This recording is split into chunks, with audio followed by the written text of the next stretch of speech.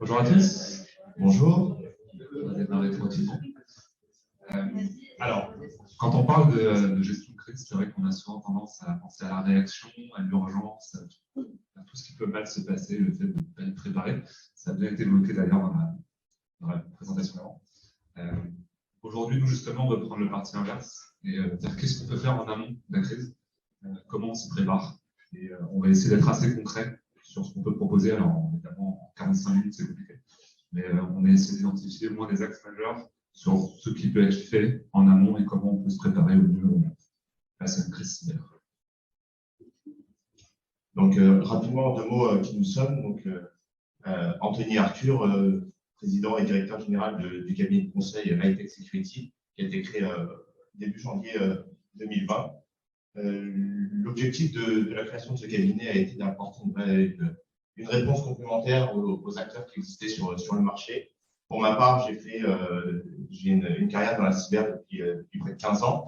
Je suis resté une décennie à Société Générale en tant que RSSI, infrastructure, sécurité, réseau. Et l'idée, c'était de trouver ou d'apporter une réponse qui était, je dirais, beaucoup plus généralisée en prenant tous les parties et pas d'être juste sanctuarisé à un seul élément du système d'information. Pour ma part, j'ai un passé dans différentes ESN, cabinets de conseil, principalement sur deux thématiques.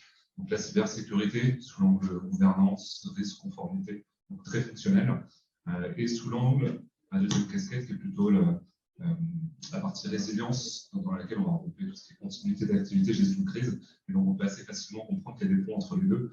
C'est aujourd'hui des sujets que j'essaye de développer au quotidien.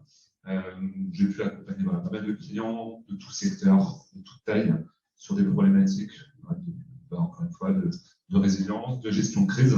Et on les rejoint Anthony dans le projet de tech en début d'année.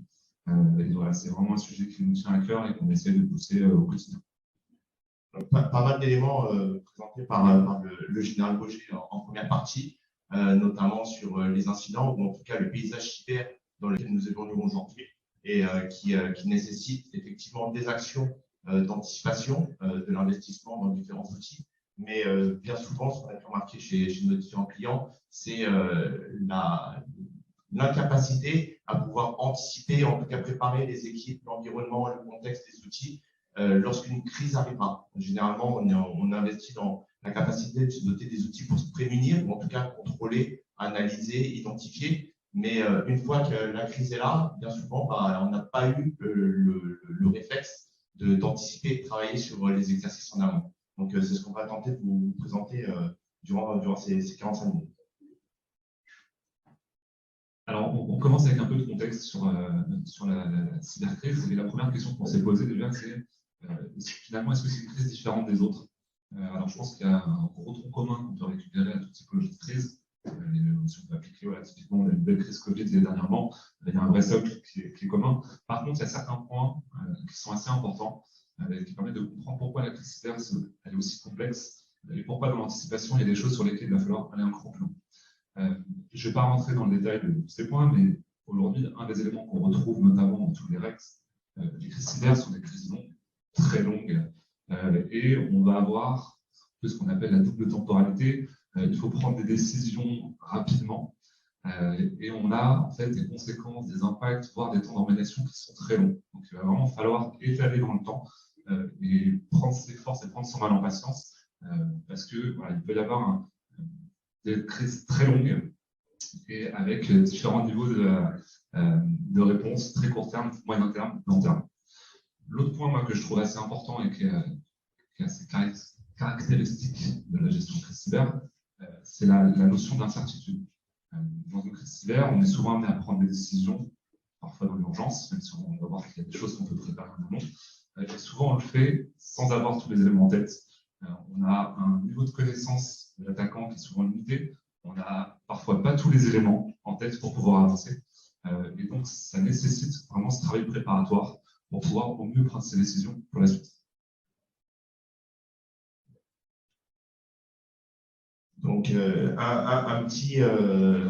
une petite note de synthèse sur effectivement les différentes crises ou en tout cas les personnes les plus touchées. On voit aujourd'hui, comme l'a répété le général, aujourd'hui, il n'est pas de savoir si vous allez être touché, mais quand vous allez être touché. Aujourd'hui, il n'y a plus de typologie de victimes potentielles. On peut tous être des victimes, que vous soyez public, association ou entreprise privée. Pour vous donner un ordre d'idée, aujourd'hui, une des ONG françaises qui a été créée, qui est Hackers sans frontières, a été créée justement après l'attaque qui a été faite sur la Croix-Rouge. Donc, une équipe de personnes qui se sont associées pour répondre à une vraie, je dirais, problématique humaine d'avoir une déontologie, de savoir qui on peut attaquer. Donc, aujourd'hui, même chez les hackers, il y a une déontologie et certains sont contre d'autres.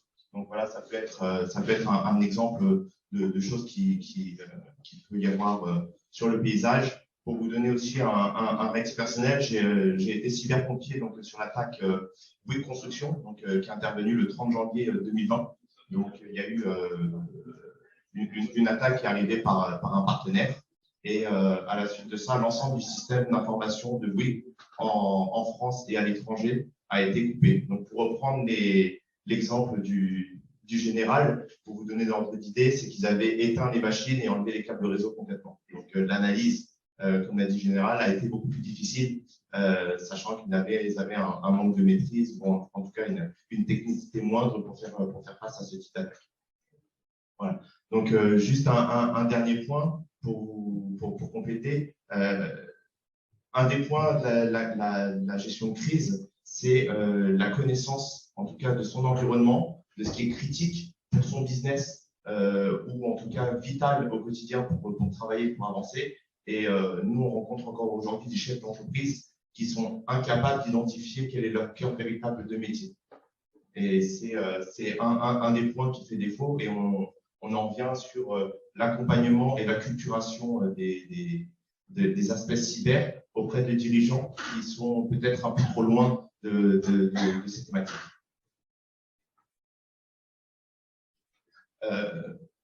Sur ce slide, on a voulu vous présenter un cas concret, un cas d'étude qui a eu donc en 2021, l'hôpital Dax s'est fait attaquer. Donc je vais vous la relater sous forme d'histoire. Imaginez-vous en pleine nuit à 2 h du matin, le RSSI donc de l'hôpital qui est appelé. Donc ça se passe le 9 janvier 2021. Donc il est réveillé par son astreinte réseau, qui lui explique que l'ensemble des outils de télécommunication, serveurs et autres qui sont actuellement monitorés ne fonctionnent plus. Donc, début d'alerte, tentative de recherche, d'investigation avec les moyens qu'ils avaient. Début de matinée, on s'aperçoit qu'il n'y a plus rien qui fonctionne, tout est coupé. Plus aucun dossier patient, plus aucun accès au service de radiologie, à la gestion des lits, à l'espace. Tout est en mode blackout. Donc, premier constat, non-préparation à une gestion de crise. Donc, premier appel à l'ordre, c'est comment on travaille avec des outils dont on a l'habitude et qui sont disponibles aujourd'hui. Donc, dans un hôpital, je vous laisse imaginer ou envisager le niveau de maturité en termes d'IT et de sécurité. Notre président Emmanuel Macron a aujourd'hui mis en place une disposition qui fait que si une entreprise souhaite être aidée, notamment dans le milieu de la santé, elle doit pouvoir justifier aujourd'hui d'un investissement de 5 à 10% de son chiffre de budget en informatique. Donc 5 à 10% d'un budget informatique dans un hôpital, pour la partie cyber, je vous laisse représenter ce que ça peut faire. Voilà, pratiquement rien du tout. Sachant qu'aujourd'hui, un service hospitalier est représenté bien souvent par 1, 2, voire 3 personnes maximum qui doivent faire la gestion des PC, la gestion des machines, le réseau, les imprimantes et la culture sécurité. Donc, on en revient sur l'histoire. Réveil au matin, plus aucun service fonctionnel. On doit gérer des patients, on doit gérer des gens qui viennent pour se faire guérir du cancer. Donc, les services de radiothérapie complètement en vrac. Premier réflexe, c'est d'appeler l'ensemble des partenaires, d'essayer de réorganiser un petit peu les aspects de l'hôpital. Donc, ce que ferait aujourd'hui aussi une entreprise qui est hackée, ou en tout cas qui est attaquée, c'est-à-dire prévenir ses partenaires et les institutions compétentes. Donc, j'ai découvert tout à l'heure avec le général qu'il était possible d'appeler la gendarmerie. Aujourd'hui, moi, j'aurais le réflexe, bien évidemment, d'appeler l'ANSSI, qui est un des premiers partenaires. Bon, en tout cas, c'est ce à quoi j'ai eu affaire sur mes présentes missions.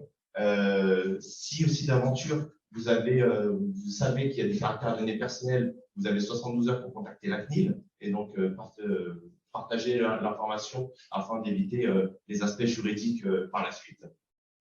Et enfin, je dirais être en mesure d'identifier les partenaires avec lesquels vous allez pouvoir travailler pour pouvoir vous aider à remédier à cette situation. Dans le cadre de l'hôpital de Dax, il y a eu un certain nombre de partenaires qui ont été identifiés. Pour autant, tous les moyens de communication étaient complètement anéantis. Donc, le premier palliatif, c'est de savoir comment on communique. Donc, on va dans l'urgence, bien évidemment. Donc, aucun outil de communication identifié. Donc, on prend les numéros de téléphone de chacun des personnes sur place, que ce soit par WhatsApp ou par numéro de téléphone, et on communique de la sorte. Donc, premier point, est-ce que c'est le bon moyen de communication ou pas? Là, on ne se pose pas la question, on réagit dans l'urgence. La deuxième, c'est le retour au format papier. Bien évidemment, plus d'outils informatiques, plus d'annuaires, plus de gestion. Donc, on va au plus pressé.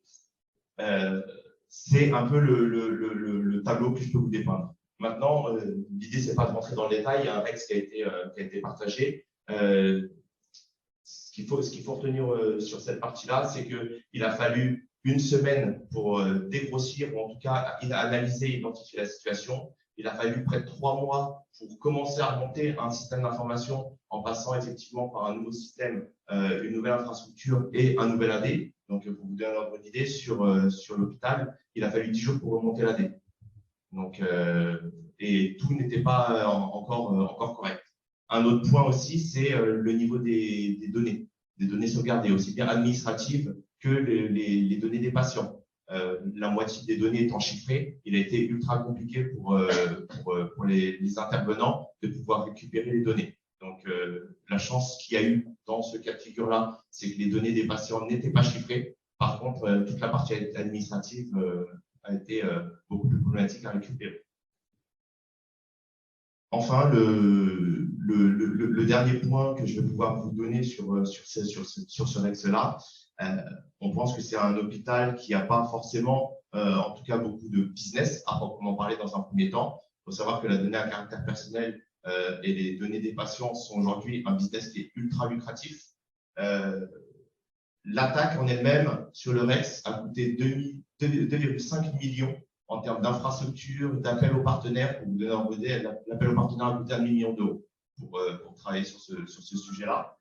Ça a coûté 2,5 millions supplémentaires pour toutes les factures impayées et les problèmes de communication qu'il y a eu avec les partenaires ou les échanges avec les autres hôpitaux, etc. Et il y a eu une problématique de 40 millions d'euros de trésorerie. Donc, l'ensemble de ces éléments ont pu être couverts par l'ARS, qui est l'institution de santé à ce niveau-là. Le gouvernement est effectivement aussi accompagné pour indemniser l'hôpital avec la prime, ou en tout cas ce qu'on appelle la subvention Covid des établissements de santé qui ont été attaqués à ce moment-là. Donc, on est sur un manque à gagner pour un hôpital qui, a priori, ne fait pas beaucoup qui n'a une envergure, pas une grande envergure, d'environ 5 millions, plus les 40 millions de trésorerie. Donc, on peut voir que ça chiffre énormément, tout en sachant que même un an après, ils n'ont toujours pas retrouvé une situation correcte. Ça, c'est pour la partie, je dirais, visible et émergée de l'iceberg. Maintenant, les autres points à prendre en compte, et c'est là où, avec Arthur, on va y venir sur les éléments ou les slides suivants. Les équipes qui ont été sollicitées ont travaillé d'arrache-pied pour remonter le système d'information et après un exercice comme ça, sont rincés. Les gens sont fatigués, sont exténués. Vous avez un personnel de santé qui n'est plus sûr de l'établissement dans lequel il travaille. Il a dû faire face à des situations qu'il ne maîtrisait pas parce que pas de gestion de crise au préalable, parce que pas de sensibilisation, parce que pas de réflexion autour des moyens, je dirais, alternatifs pour travailler le jour où une situation comme celle-ci pouvait se présenter. Et donc, vous vous retrouvez avec, certes, une situation peut-être remise d'écart d'un point de vue IT, ou en tout cas d'un point de vue mode de fonctionnement, mais dans l'esprit des gens, ils ont subi une épreuve qu'il va falloir beaucoup plus plus d'un an pour remonter. Et bien souvent, c'est nous, dans ce qu'on voit en termes de gestion de crise, un des éléments qui est rarement pris en compte, c'est l'état psychologique des gens et de la culture d'entreprise. Je rajouterais juste un petit point que j'ai trouvé intéressant dans la lecture du REX. On considère qu'une fois qu'on a remonté les infrastructures, qu'on a récupéré nos capacités, il y a une grosse partie du travail qui a été fait, c'est vrai. Mais ce qu'on oublie, et là on parle notamment à la fin sur la récupération des données, c'est que pendant toute une phase, en fait, on est repassé en mode papier. C'est-à-dire qu'on n'a pas travaillé comme on travaillait habituellement. Ce qui veut dire qu'il a fallu récupérer tout ça.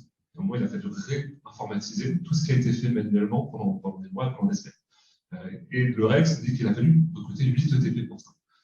Donc, vraiment, on voit que même en bout de cycle, quand on pense avoir récupéré quasiment tout ce qu'on avait fait, il va falloir refaire aussi tout ce qu'on n'a pas fait le temps de la crise, parce qu'on l'a fait pas de la manière habituelle. Donc, vraiment, il y a un temps qui est très long, et je crois qu'on est à plus d'1 an ou 14 mois ou quelque chose comme ça pour commencer vraiment à arriver à un niveau qui est proche du niveau lycée. Du coup, si on en revient aux réponses qu'on peut apporter à tout ça, on a choisi 4 piliers aujourd'hui. Évidemment, c'est discutable, il y en aura peut-être d'autres. En tout cas, c'est ceux qu'on a mis en avant et c'est ceux qu'on trouve pertinents chez nos clients. Premièrement, c'est toute la démarche liée à la gestion de la continuité de l'activité. Anthony l'a évoqué tout à l'heure. On parle d'identifier la criticité de ses métiers, de ses applications, connaître son périmètre, c'est hyper important. Et pour nous, c'est vraiment le point de départ de toute cette démarche. Le deuxième volet, c'est le volet plus propre à la gestion de crise. Et c'est comment on va pouvoir, en amont, penser son organisation, penser ses processus. Et encore une fois, on ne pourra pas tout anticiper parce que chaque crise est unique et on ne pourra pas avoir un niveau très fin. Par contre, on va pouvoir penser les grandes briques et c'est des questions déjà qu'on n'aura pas à se poser le jour J. Et ça fait gagner un temps fou. Troisième point, c'est l'outillage. Pas mal de choses qu'on peut mettre en place pour faciliter la gestion de la crise, mais aussi, comme on le disait tout à l'heure, pour avoir des outils qui permettront de travailler de manière complètement déconnectée si jamais on a un système d'information qui n'est plus disponible. Et le dernier point, c'est l'entraînement. Finalement, de tout ce qu'on s'est dit depuis ce matin, on se rend compte que les gestions de crise, c'est quand même, ça repose sur des hommes, des personnes, qui ont des bons réflexes à adopter. Et donc, finalement, le meilleur moyen d'avancer, c'est d'habituer les équipes. Et on ne parle pas que des équipes techniques, mais vraiment toutes les équipes. On parle du juridique, de la communication, des directions générales, de les habituer à pratiquer des crises en s'exerçant. Et on verra un petit peu comment on fait ça aujourd'hui avec les clients. Donc, le premier gros volet, comme je disais, pour moi, la continuité d'activité. Alors, dans les entreprises, c'est souvent une grosse usine à gaz. Voilà, il y a plein de termes techniques. On parle de BIA, de PCA, de PRA, de MCO2. Bref, plein de termes, plein de jargon. Globalement, ça reste fait par des personnes qui, pour elles, c'est très clair, mais pour les autres, ce n'est pas forcément très clair. L'objectif, pour moi, je me suis posé la question comment on pouvait simplifier au maximum cette démarche et concrètement, qu'est-ce qu'on cherche à faire? 3 questions. Premièrement, quelles sont mes activités essentielles? Pardon. Donc, quelles sont mes activités essentielles? Ça amène à se poser la question. On parlait tout à l'heure dans le cadre du CHU potentiellement de la priorisation de ces activités en temps de crise. Qu'est-ce qui compte vraiment? Par quoi je vais devoir commencer si jamais je dois repenser mes activités? Qu'est-ce que je vais devoir mettre de côté si jamais je ne pourrais pas tout assurer? Et donc, ça nécessite déjà plusieurs choses. Un, de se poser la question de ça veut dire quoi être essentiel? Est-ce qu'on parle d'une activité que je peux mettre de côté pendant 1 heure, pendant 2 heures, pendant une demi-journée, pendant une semaine? Donc, il y a toute une première réflexion à savoir sur concrètement, je connais mes métiers, je sais ce qui est important dans mon business et je suis en capacité de le découper, de le reprioriser tout ça. Une fois qu'on sait ça, la deuxième question qu'on va se poser, c'est concrètement de quoi j'ai besoin pour faire tourner ces activités. Donc, la première étape, c'est vraiment quelque chose qui se passe d'un point de vue purement métier. On va vraiment, il faut sortir aussi de cette image qui est très IT, voire très cyber, puisque d'ailleurs, quand on fait ça, on ne va pas raisonner que sur des événements cyber, on va raisonner au sens large tout type de scénarios qui peuvent arriver à son entreprise. Et donc, on va réfléchir avec ces métiers sur ce qui est important. Dans un second temps, on va se dire, voilà, j'ai une activité, j'ai un métier, j'ai un département, j'ai un processus qui est essentiel à mon activité. Maintenant, de quoi j'ai besoin pour l'assurer? Ça peut être des personnes, des ressources humaines, ça peut être des ressources physiques, ça peut être des ressources IT, des applications, des infrastructures, ça peut être énormément de choses. À partir de là, on a un petit peu la liste des prérequis qui devront, quoi qu'il arrive, être disponibles à un instant T. Et là, encore une fois, on est vraiment en amont de la crise. Ça va être utile aussi pour gérer la crise. Si jamais on doit se poser la question, par exemple, j'ai tout mon IT qui est à plat, par quoi je dois commencer pour reconstruire? On va évidemment faire une priorisation qui va être basée sur des processus métiers. Enfin, pour moi, le troisième point qui est essentiel dans ce questionnement, c'est la notion de contournement, le mode dégradé. On en parlait tout à l'heure, par exemple, sur le cas de l'hôpital, comment on a pu être amené à passer en mode papier, c'est un exemple, il y a une infinité d'exemples de faire différemment les choses. C'est de se poser des questions. Si parmi les choses qui sont nécessaires pour réaliser mon activité, je ne les ai pas toutes, et là on va réfléchir avec des scénarios variés. Aujourd'hui, comment je vais pouvoir réaliser différemment ces choses? Ce que je vois aujourd'hui, c'est que, alors j'ai vu dans des grands groupes notamment, où on a quelque chose qui est très orienté conformité. J'ai une infinité de documents à faire, alors pas très complexes, mais en tout cas, ça représente la complexité vient du volume dans des groupes qui sont assez importants. Et globalement, on coche des cases. Et je trouve que dans ce type de démarche, on se pose finalement assez rarement la question de savoir quel scénario on veut couvrir, pourquoi on veut le couvrir, et sur quel périmètre on veut le faire. Et typiquement, les scénarios cyber n'arrivent que relativement tard dans ce type d'approche. Aujourd'hui, on a beaucoup vu des PCA, etc., sur des plans, par exemple, pandémie. C'est très bien, on prend en compte des scénarios avec la disponibilité de personnes, etc. Sauf que la crise cyber, sa spécificité, c'est qu'elle va entremêler énormément de manques, il y a beaucoup de choses qui vont potentiellement arriver en même temps, qui vont être manquantes d'un point de vue personne, IT, etc. Et donc, il faut penser un petit peu différemment aussi cette métier. Effectivement, sur cette approche, on le voit durant une gestion de crise cyber, il y a énormément d'acteurs, pas forcément tous IT, mais vraiment liés à l'organisation de la société ou de l'entreprise qui vont être touchés. Et un des premiers points, ou en tout cas là où la préparation de la crise cyber est importante, ça va être sur l'acculturation à tous les niveaux. Pas uniquement sur les services IT, mais sur les services RH, les services de communication qui vont être énormément sollicités, la prise en compte par les dirigeants qui vont avoir des décisions rapides à prendre avec un minimum d'informations. Et donc, en fait, c'est comment on met toutes ces personnes en communication, comment on fait en sorte qu'elles puissent, le jour J, être en mesure de prendre, je dirais, les meilleures décisions le plus rapidement possible. Et ça passe par une approche sur laquelle ils vont communiquer le maximum sur cette partie-là. Donc, on a effectivement le maintien en condition de passage qu'on appelle la MCO, des équipes qui vont, je dirais, travailler au quotidien, qui vont faire en sorte d'avoir un système d'information qui est supervisé, qui est monitoré, qui est contrôlé, sur lesquels on va avoir un ensemble d'indicateurs qu'il va falloir analyser et traiter. Pour autant, c'est l'aspect, je dirais, émerger de l'iceberg, ou en tout cas les prémices des actions qui seront à tenir en compte. Bien souvent, le jour où il y a un incident, sans préparation, toute cette gestion-là ne sert pas à grand-chose, parce que chacun ne saura pas forcément ce qu'il a à faire, avec qui il doit le faire et comment il doit le faire. Donc, la MCO aujourd'hui, c'est être en mesure de pouvoir dire sur quels axes on va forcément mettre l'accent en termes de préparation et en termes d'investissement humain et financier. Ça, c'est le premier point. Le deuxième, c'est comment je vais les réaliser, donc avec quel outil, quelle méthode, quel processus, de quelle manière je vais pouvoir les opérer au quotidien. Surtout, un aspect important, la documentation. Donc, Arthur le disait en prémisse, aujourd'hui, on a beaucoup de travail à faire en milieu de sécurité basé sur des respects au framework. Donc, les sociétés veulent être certifiées ISO 27001 ou en tout cas respecter le framework. C'est une base en tout cas de travail, être certifié ou en tout cas orienté vers du NIST, respecter les préceptes NIST. Et bien souvent, en fait, dans beaucoup de secteurs où il y a une régulation, dans le secteur bancaire notamment, avec le respect des règles de la BCE, on a des cases à cocher. Mais bien souvent, on fait l'exercice de cocher la case sans pour autant aller au bout de l'exercice, d'avoir le contrôle complètement mis en place. Donc ça, c'est important, c'est effectivement d'aller au bout de la démarche de A à Z et pas juste d'avoir le document qui répond aux besoins. Enfin, la partie, je dirais sur la dernière partie, sur comment puis-je le réaliser. Bien souvent, Nous, on a des clients qui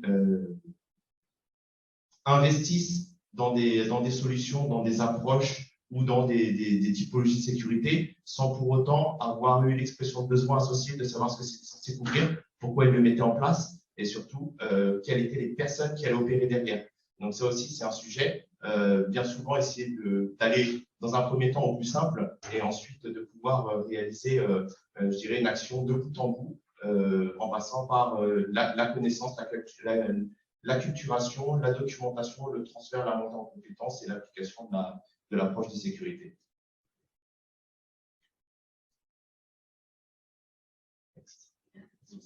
Ah, bon.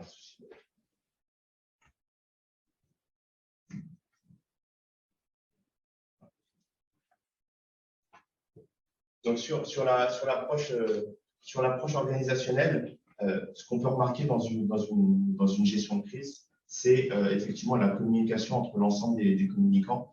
On a dissocié ou on a envisagé, on a imagé ici 3 niveaux de communication. Le niveau opérationnel des personnes qui vont traiter l'incident, qui vont, je dirais, avoir les mains dans le cambouis et qui vont avoir les informations. La partie tactique, au niveau tactique, qui va être en mesure d'organiser l'ensemble des éléments et pouvoir en fait les analyser, en retirer, je dirais, une typologie ou une thématique un peu plus élevée. Et ensuite, l'aspect stratégique, là où on va trouver les dirigeants qui vont permettre de prendre des décisions. Donc, on voit que la communication va dans les deux sens, aussi bien du niveau opérationnel vers le niveau stratégique que du niveau stratégique vers le niveau opérationnel.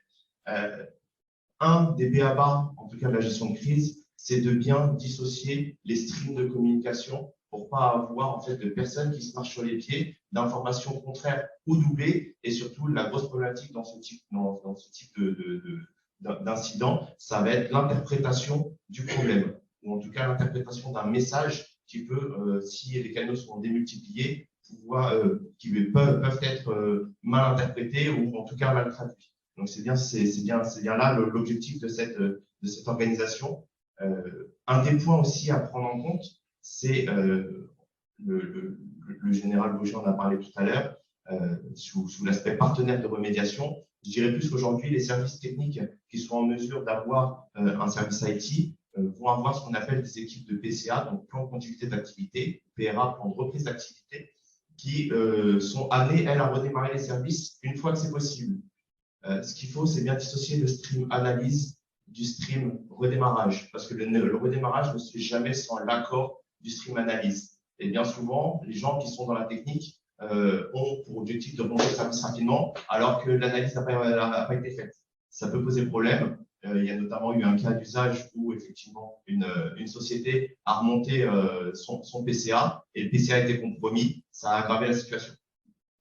Voilà. Donc, cet exemple d'organisation est pour nous ce qu'il y a de plus enfin, logique, ou en tout cas de plus primaire à mettre en place. Et c'est avec ces cas de figure-là qu'on a en tout cas travaillé pour monter le plus rapidement possible un système d'information avec les éléments et les communications adéquates. Je rajouterais que je pense qu'il n'y a vraiment pas d'organisation réplicable à toutes les entreprises parce que c'est vraiment propre à un fonctionnement. Il y a des fonctions déjà dans l'entreprise. Je ne vais pas dire, mais aussi à des personnes pour des questions de compétences. Et aussi parce que l'organisation doit s'adapter à la crise. C'est un message qu'on passe, mais souvent une crise cyber va amener à mobiliser un certain nombre de compétences très variées. Évidemment, on ne peut pas définir en avance qui va être dans quelle cellule, pour quel type de sujet, etc. Parce qu'une fois, on ne sait pas ce qui va se passer. Et donc, on ne peut pas tout planifier à l'avance, et ça, il faut l'accepter. Par contre, il faut faire preuve de souplesse. Ce qui est par contre important, je pense, c'est d'être clair, connaître ses principaux organes de décision, qui fait quoi? Avoir des périmètres de responsabilité qui soient clairs.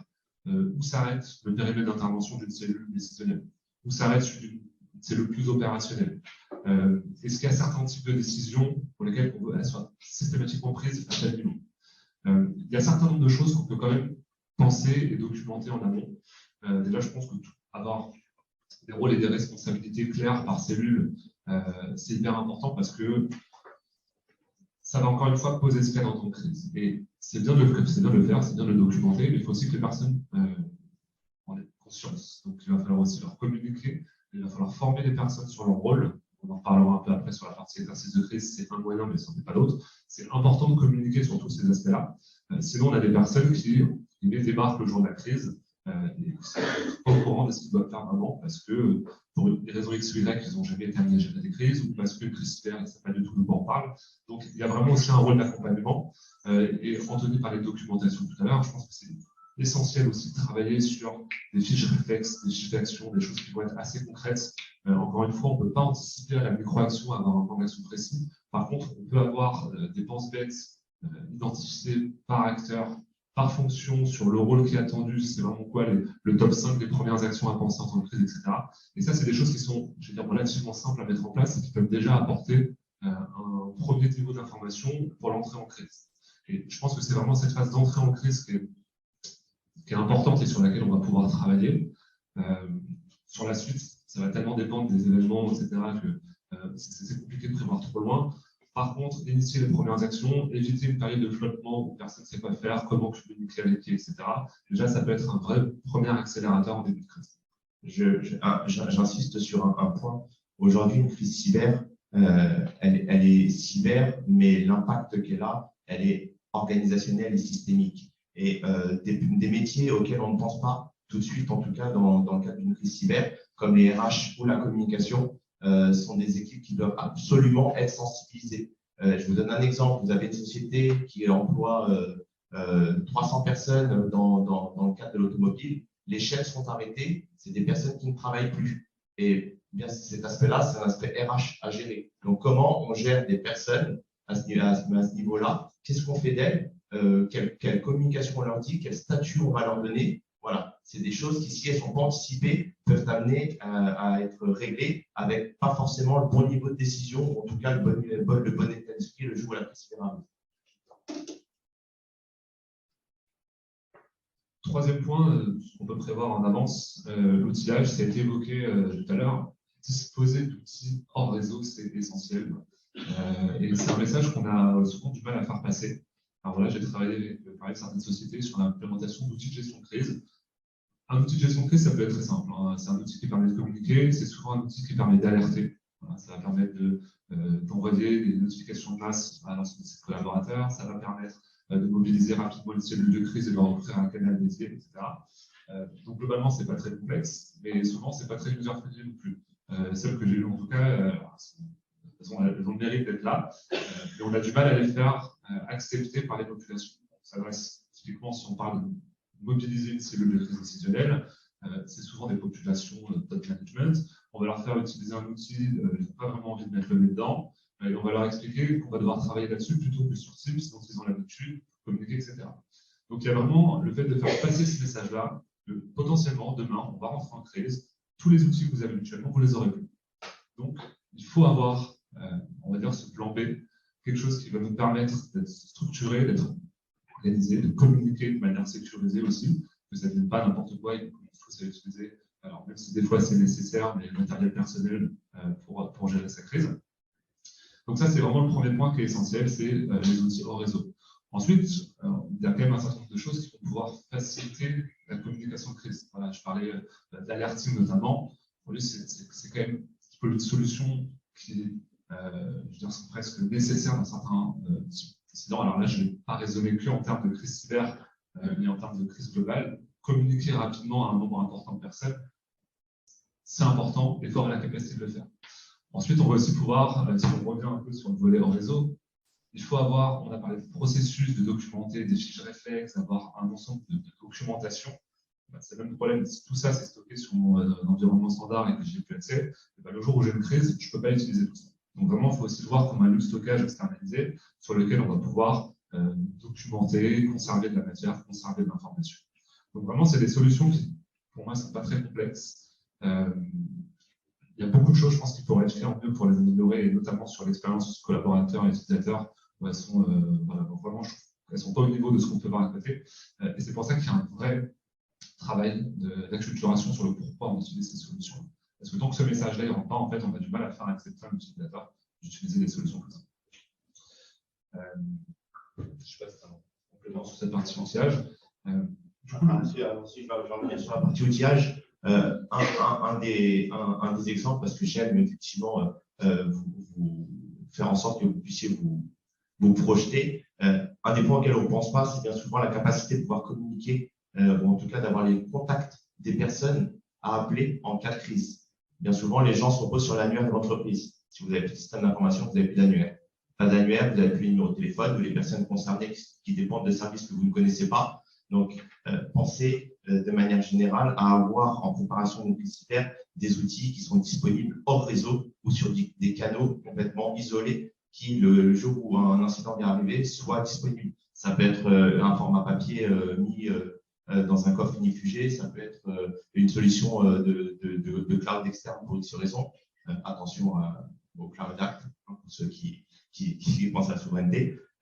Voilà, pensez à tout ce que vous avez besoin de manière générale dans le cadre d'une crise, en tout cas le minimum vital, soit déconnecté du réseau ou en tout cas sauvegardé dans un lieu qui ne peut pas être touché en même temps que la crise.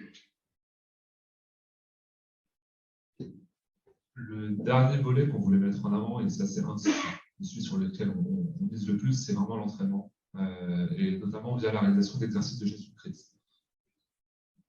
Entraîner ces équipes, il n'y a rien de mieux. Alors déjà, je trouve que c'est un super outil de sensibilisation. Parce que finalement, quand on essaie d'expliquer pourquoi on fait un certain nombre de choses, alors à sa direction, mais aussi à des directions, encore une fois, métiers, ou juridiques, ou RH, on a plein de typologies de fonctions qui pourraient être impactées. On essaie de leur parler d'une crise cyber, ils ont du mal souvent à comprendre, mais je ferai quoi concrètement, pourquoi ça me concerne. En simulant, en les amenant à être confrontés à ce type de situation, finalement, les messages passent beaucoup mieux, et on prend conscience que c'est quelque chose qui peut arriver. Et ça, encore une fois, je souligne pour les directions générales. Tout à l'heure, on évoquait qu'il y en a un paquet qui n'ont pas encore cette conscience du risque cyber. Les confronter à un événement et leur montrer en quoi ça peut être vraiment chaotique une crise, et comment ça peut se passer, quels peuvent être les impacts, etc. Ça a un impact, encore une fois, beaucoup plus fort dans l'acceptation et la compréhension des messages qu'une simple présentation annuelle où on va leur expliquer que le risque cyber est très présent et que c'est dangereux pour leur entreprise. Donc là, le conseil est très simple, simuler des crises. Il y a plusieurs formats pour le faire. Globalement, un format qui fonctionne bien, c'est purement de la simulation. On n'a aucune action concrète sur le système d'information. Et ce qu'on va surtout essayer de faire, c'est confronter une organisation de crise. On va alimenter différentes cellules. Voilà. Encore une fois, il faut s'adapter à l'organisation telle qu'elle est. Mais alimenter une organisation quelle qu'elle soit, avec des stimuli, des informations, tout est purement ciblé. Et l'objectif, tester, regarder, observer la réaction, identifier quelles seraient les actions attendues à chaque événement qu'on va proposer, et en sortir finalement. En fait, on va chercher à éprouver l'efficacité de ce qui fonctionne. Donc, enfin, pas de ce qui fonctionne, pardon, de ce qui est en place. Donc, si on a une organisation des processus, typiquement comment escalader un incident, comment mobiliser mon équipe de crise, comment amener à prendre tel type de décision, etc. Et donc, en fait, on va observer le comportement de ces joueurs pendant une simulation qui peut durer 1 heure, 2 heures, 4 heures, une journée, tout ça en dépense sans périmètre. Globalement, il faut commencer simple. On peut commencer avec des choses très petites, très simples, avec peu de participants, des petites équipes, les équipes les plus impactées, on va dire, par une crise directe. Encore une fois, on va pouvoir aller jouer sur le côté technique, mais aussi organisationnel, donc en testant, la coordination globale entre toutes ces équipes-là. Et après, on peut étendre progressivement pour aller sur des choses hyper complexes avec des exercices qui vont toucher plusieurs pays, plusieurs centaines de joueurs simultanément, etc. Moi, l'idée, je pense que c'est un outil fort, c'est un outil important. Par contre, c'est aussi des efforts à faire. Organiser un exercice complexe, ça prend du temps. Il faut mobiliser pas mal d'équipes pour concevoir un scénario qui soit réaliste, qui sera compris par les joueurs, qui soit cohérent avec le métier, qui soit cohérent d'un point de vue IT, etc. Donc, il y a quand même une réflexion qui est assez importante. Ça prend en général, on va dire, peut-être 1 à 3 mois de préparation pour des exercices qui commencent à être un peu complexes. Donc, c'est un effort, mais c'est un effort à faire. Et il faut vraiment le voir. L'objectif, ce n'est pas d'arriver du jour au lendemain et de prendre par surprise toute une équipe pour voir comment réagir. C'est vraiment de sensibiliser, d'accompagner, en expliquant en amont pourquoi on fait un exercice, comment ça va se passer, c'est quoi les objectifs, qu'est-ce qu'on va vouloir aller tester, etc. Et vraiment d'avoir ce rôle même d'accompagnateur pendant la crise. L'idée, c'est pas de piéger les personnes. Donc, on peut aussi, sur les premiers exercices avec des personnes qui sont un peu matures, avoir dans l'équipe d'animation, accompagner, apporter de la matière, rappeler les bonnes pratiques, rappeler où se trouve la documentation de crise, etc. Donc l'idée, voilà, je répète le message, simuler pour adopter les bons réflexes, ce qui nécessite aussi en amont d'avoir déjà défini ce que sont les bons réflexes, les partager avec ses équipes, etc. On ne fait pas ce genre de choses tant qu'on n'a pas encore communiqué avec ses équipes et qu'on n'a pas commencé à sensibiliser les personnes aux crises de manière générale. En complément, le fait de préparer, on le voit, quelle que soit la discipline dans laquelle vous êtes, je ne parle pas forcément IT, mais ça peut être le sport, un des sujets qui est à prendre en compte pour un exercice une crise majeure IT, c'est le facteur de stress. Le facteur de stress pour l'humain, c'est quelque chose qui détruit à tous les niveaux, que ce soit mental, que ce soit physique, et prendre une décision avec un facteur de stress énorme, c'est quelque chose qui est ultra difficile à faire et surtout à anticiper. La préparation permet justement de diminuer ce facteur de stress parce qu'on a acquis des automatismes en termes de préparation et que ça permet aux équipes d'avoir effectivement une maîtrise de la situation, je dirais, beaucoup plus élevée que si elles ne sont pas préparées. Donc, bien souvent, hein, les sportifs de haut niveau vous disent souvent qu'un match, c'est 80% de préparation. Voilà, c'est exactement la même chose dans l'approche, c'est-à-dire que vous allez pouvoir gérer, je dirais, plus facilement, sans que ce soit non plus la bérésina, mais beaucoup plus facilement la crise qui peut approcher parce que vous aurez les bons réflexes et vous saurez quoi faire. Et c'est aussi l'occasion d'essayer ce qui a été défini en amont. On a dit tout à l'heure, il faut définir l'organisation, il faut définir les processus de crise, etc. Plutôt que de les confronter une première fois sur une crise réelle, on a aussi l'opportunité, cet exercice-là, de voir si ce qui a été fait fonctionne. Est-ce qu'on est capable, encore une fois, d'escalader correctement d'un incident à une crise? Parce que ça, c'est une question qui revient souvent. À partir de quand on rentre en crise, c'est quoi le critère pour activer telle cellule versus telle cellule, etc. C'est des choses qui sont très abstraites au début quand elles sont juste sur un papier, et finalement deviennent concrètes quand on vient les simuler. Donc voilà, ça c'est pour ça. C'est très important aussi quand on fait un exercice de fixer un périmètre, de savoir qu'est-ce qu'on veut essayer. Encore une fois, ça peut être très concentré de dire, voilà, mon objectif aujourd'hui, je vais faire un exercice pour savoir si je suis capable de mobiliser toutes les bonnes personnes, toutes les bonnes compétences dans un temps relativement raisonnable et d'arriver avec l'ensemble des informations dont j'ai besoin pour gérer ma future crise. Voilà, pas besoin de commencer avec des choses trop complexes, mais en tout cas, ça peut s'épiler à l'infini et là, en fait, il y a un milliard de façons de le faire et pour moi, c'est vraiment un outil fort. On a remis quelques petites ressources utiles, parce que finalement, l'ANSSI propose beaucoup de documentation sur ces sujets-là, notamment sur l'exercice de crise qui est très bien fait aussi, très concret. Voilà. Il y a encore plein d'autres qu'on aurait pu citer, mais globalement, le site de l'ANSSI regorge de bonnes pratiques et c'est un très bon outil pour aller déjà dégrossir un certain nombre de sujets. Merci à tous.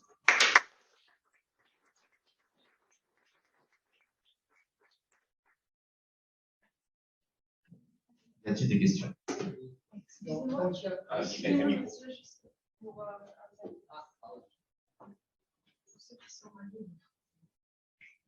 Dans le cas précis du CHU d'Axe, est-ce que cet incident a mis en évidence une complexité inutile du système d'information? Complexité inutile. Oui, parce qu'en fait, si on juge par réflexion que font les personnels hospitaliers, c'est qu'en fait, ils passent trop de temps à faire la paperasse, c'est inutile. Est-ce que le vote dégradé manuel ou autre a mis en évidence que le système informatique était complètement surdimensionné ou complètement irréaliste par rapport aux vrais besoins? Il n'y a pas eu de verbatim à ce niveau-là. Excusez-moi. Il n'y a pas eu de verbatim à ce niveau-là de savoir si effectivement il y a eu, je dirais, le mode dégradé a souligné en fait un dysfonctionnement ou un axe d'amélioration du système d'information. Pour vous donner un ordre d'idée, sous format papier, les comptes rendus partaient au bout de 3 ou 4 heures. Voilà, ce qui, quand ils sont envoyés par mail, partent à destination tout de suite, sans délai. Il y a aussi la capacité de pouvoir démultiplier le nombre de personnes à qui vous communiquez. Donc, si je prends cet exemple-là, non, le format papier, aujourd'hui, en fait, le format dégradé est pire que le format informatisé. J'ai répondu à votre question. On aura l'occasion peut-être d'en parler un peu plus précisément à ça. Une autre question?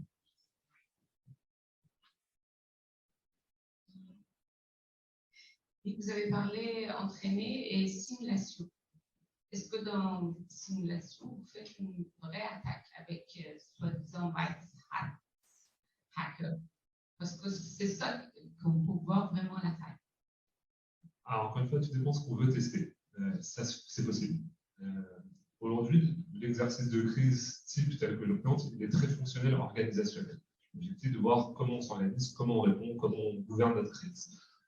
Une des limites qu'on voit quand on fait ce type d'exercice, avec notamment des équipes techniques, c'est qu'ils se sentent un peu frustrés, que tout soit que simulé, et qu'ils n'aient pas été vraiment confrontés à des choses techniques.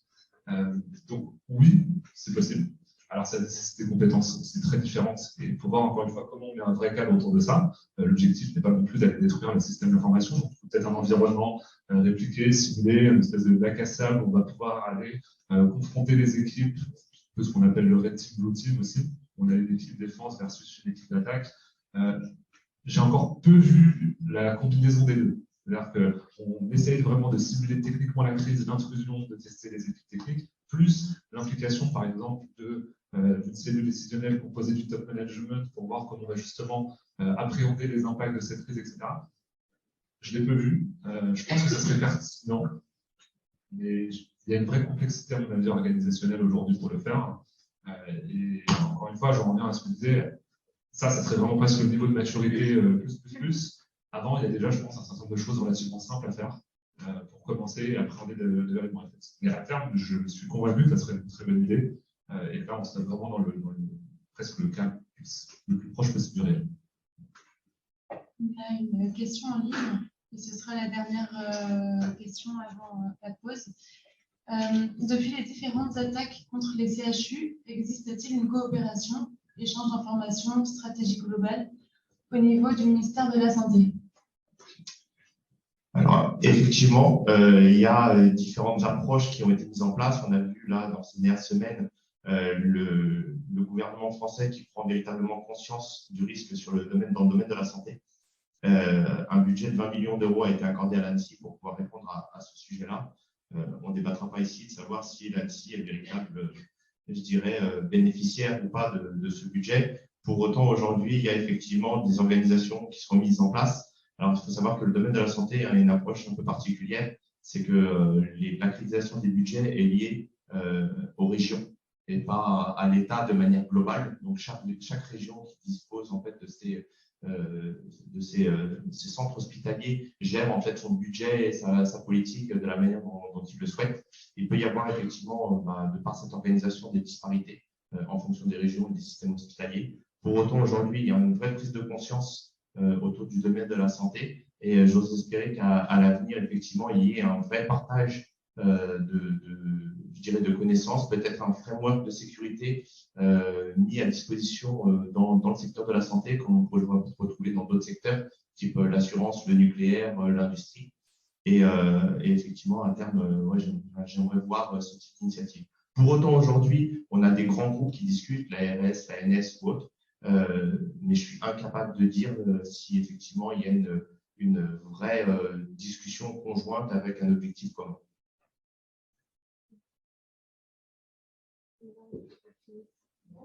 Merci à tous.